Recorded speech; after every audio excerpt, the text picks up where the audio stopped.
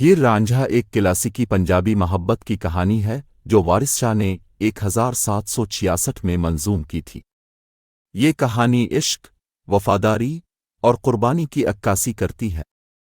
इस कहानी के किरदार और वाक़यात सदियों से लोगों के दिलों में बसे हुए हैं और आज भी अपनी मकबूलियत कायम रखे हुए हैं। इस मज़मून में हम हीर रांझा की कहानी को तफसील से बयान करेंगे। रांझा की ज़िंदगी का आगाज़। रांझा, जिसका असल नाम धीधो था, पंजाबी इलाके का एक नौजवान था। वो एक ज़मींदार ख़ानदान से ताल्लुक़ रखता था और अपनी ज़मीनों पर हल चलाने का काम करता था। रांझा की ज़िंदगी अपने भाइयों और उनकी बीवियों के साथ गुजरती थी, मगर भाइयों और उनकी बीवियों का रवैया रांझा के साथ ठीक नहीं था। वो अक्सर रांझा के साथ बदसलूकी करते और उसकी खिदमत का ख्याल न रखते। रांझा को अपने भाइयों के रवैये से दिल बर्दाश्ता होकर अपने गांव छोड़ने का फैसला किया। वो अपनी किस्मत की तलाश में मुख्तलिफ शहरों और देहातों में घूमता फिरता रहा। इस दौरान इसकी मुलाकात कई लोगों से हुई, मगर उसका दिल कहीं भी ना लगा। हीर से पहली मुलाकात। एक दिन रांझा झंग सयाल पहुंचा, जो सयाल कबीले का गांव था। हीर ने रांझा को पहली बार दरिया के किनारे देखा। रांझा की खूबसूरती और उसके मासूम चेहरे ने हीर का दिल मोह लिया। हीर ने रांझा से बात की और उसके बारे में पूछा। रांझा ने इसे अपनी कहानी सुनाई और बताया कि वो अपने भाइयों के जुल्म से तंग आकर घर छोड़ आया है। हीर ने रांझा की कहानी सुनकर उसे अपने वालिद की मवेशी चुराने की जिम्मेदारी दी। रांझा ने ये जिम्मेदारी बखुशी कबूल की। हीर ने रांझा के रहने का बंदोबस्त अपने वालिद के मवेशियों के बाड़े में किया। मोहब्बत की इब्तिदा।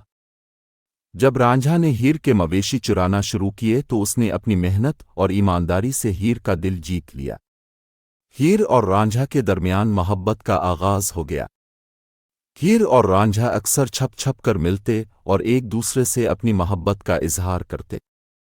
रांझा की बांसुरी की मीठी धुनें और उसकी नरम गुफ्तार ने हीर को मजीद अपने सिहर में मुब्तला कर दिया। हीर की खूबसूरती और उसका दिलकश अंदाज रांझा के दिल में घर कर गया। दोनों एक दूसरे के बगैर जिंदगी का तसव्वुर भी नहीं कर सकते थे। यहाँ उसकी मुलाकात हीर से हुई, जो सयाल कबीले के सरदार चचो की बेटी थी। हीर अपनी खूबसूरती और जहानत के बाइस मशहूर थी। हीर ने रांझा को अपने वालिद की मवेशी चुराने की जिम्मेदारी दी। रांझा ने अपनी मेहनत और सच्चाई से हीर का दिल जीत लिया। हीर और रांझा की मोहब्बत जल्द ही परवान चढ़ने लगी और वो दोनों एक दूसरे के दीवाने हो गए। मोहब्बत की आजमाइश। हीर और रांझा की मोहब्बत की खबर हीर के वालिदैन को मिली तो वो सख्त नाराज हुए। हीर के वालिदैन और ख़ानदान ने इस मोहब्बत को नापसंद किया और इन दोनों के रिश्ते को ख़त्म करने की कोशिश की। हीर के चचा कीदो, जो कि इस मोहब्बत का सबसे बड़ा मुखालिफ था, ने हीर की शादी ज़बरदस्ती सैयद सादात कबीले के एक शख्स से करवा दी। रांझा की मुश्किलात और जुदाई। हीर की शादी के बाद रांझा दिल बर्दाश्ता हो गया।